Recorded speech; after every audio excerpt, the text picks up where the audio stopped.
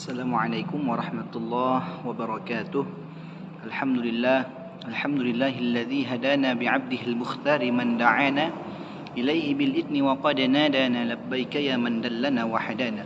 Shalla 'alaika Allahu bari'uka alladzi bika ya musyaffa'u khassana wa habana ma'a alika al-athhari ma'dini sirrika al-asma fahum sufunun najati himana. وعلى صحابتك الكرام همات دينك أصبحوا لولائه عنوانا والله ما ذكر الحبيب لدى المحب إلا وأضحى والها النشوانا والصلاة والسلام على سيد الكرام على سيد الكونين وشفيع الثقلين على سيد أهل الشهود صلاة وسلاما نرقى بهما في معارج الكروب إلى المعبود وعلى آله وصحبه والتابعين لهم بإحسان إلى يوم الموعود Allahumma salli ala sayyidina wa maulana Muhammad wa ala ali sayyidina wa maulana Muhammad. Pertama-tama yang paling utama, sama-sama kita bersyukur kepada Allah Subhanahu wa taala dengan mengucapkan alhamdulillahi rabbil alamin. Kemudian berselawat kita kepada Rasulullah sallallahu alaihi wasallam dengan mengucapkan Allahumma salli ala sayyidina wa maulana Muhammad wa ala ali sayyidina wa maulana Muhammad. Hadratil Mukarram wal Muhtaram, sama-sama yang saya hormati dan saya muliakan, kepada Ibu dosen Ulumul Hadis, yakni Ibu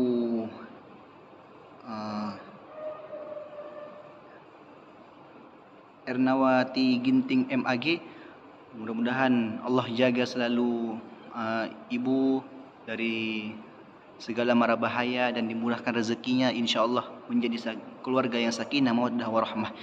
Baiklah, saya bernama Muhammad Duhan Asma dari kelas Ilmu Al-Quran dan Tafsir 2C, ingin mempresentasikan atau ingin mengerjakan tugas akhir semester matkul mata kuliah Ulumul Hadis yang berjudul tentang ilmu jarah wa ta'dil. Sebelumnya, bahwasanya ilmu jarah wa ta'dil itu kita ketahui bahwasanya ilmu yang tentang ilmu mempelajari tentang perawi atau periwayat hadisnya, yang mana di dalam makalah kami, makalah yang kami buat ini, ilmu jarah wa ta'dil ini adalah al-jarrah ini merupakan satu kesatuan pengertian yang terdiri dari dua kata, yakni al-jarrah dan al-adl.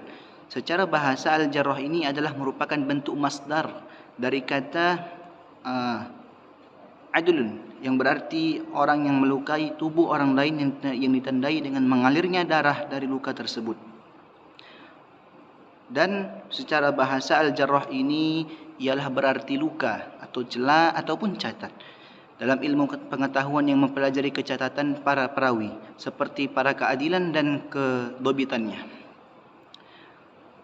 Adapun dengan demikian, ilmu jarh wa ta'dil ini berarti ilmu yang membahas hal ikhwal para perawi dari segi diterima atau ditolak ilmu ini.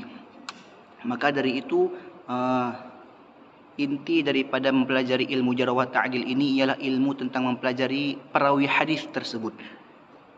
Saya akan menerangkan bahwasanya ilmu ini adalah salah satu ilmu yang terpenting dan tinggi benar nilainya, karena dengan dialah yang dapat dibedakan antara yang sahih atau yang dhaif, yang lemah, atau yang diterima atau yang ditolak. Jadi apabila perawi jarah ditolak oleh para ahli sebagai rawi yang cacat, maka periwayatnya itu harus ditolak. Sebaliknya, apabila dipuji, maka hadisnya bisa diterima, syarat-syaratnya yang lain dipenuhi. Nah, kita sebagai mahasiswa, adapun manfaat untuk mempelajari ilmu jarh wa ta'dil ini. Ilmu jarh wa ta'dil ini bermanfaat untuk menetapkan apakah periwayatannya seorang rawi dapat diterima atau harus ditolak sama sekali.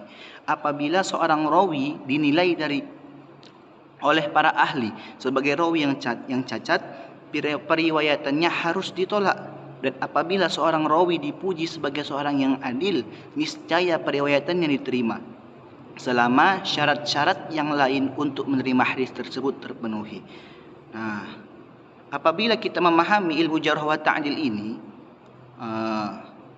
tidak mempelajarinya dengan seksama, maka akan muncul penilaian bahawa seluruh orang yang meriwayatkan hadis ini dinilai sama.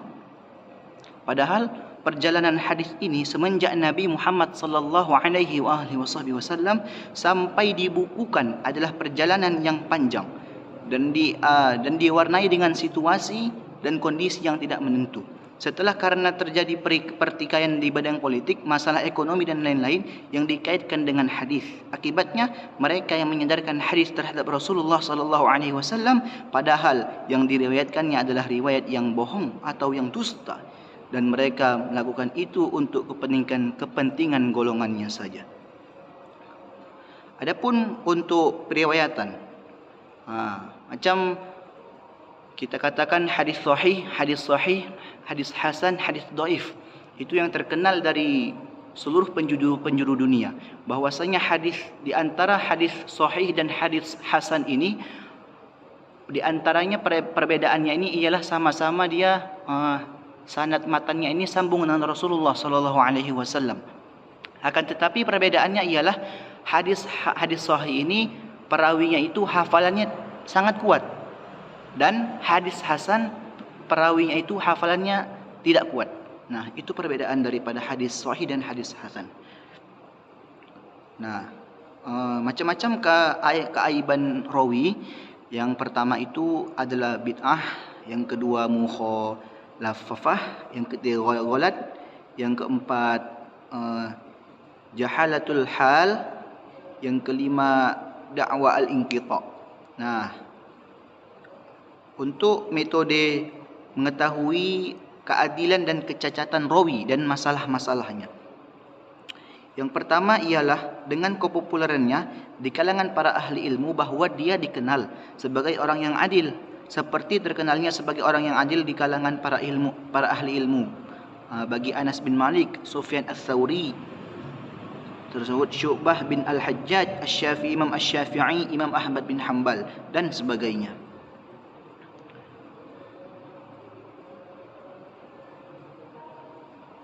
Nah, adapun untuk syarat-syarat bagi orang yang mentakdilkan,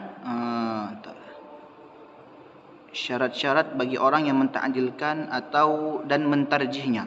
Kita tidak boleh menerima begitu saja penilaian seorang ulama terhadap ulama lainnya, melainkan harus jelas dahulu sebab-sebab penilaiannya. Terkadang orang menilai orang lain cacat padahal dia sendiri juga cacat.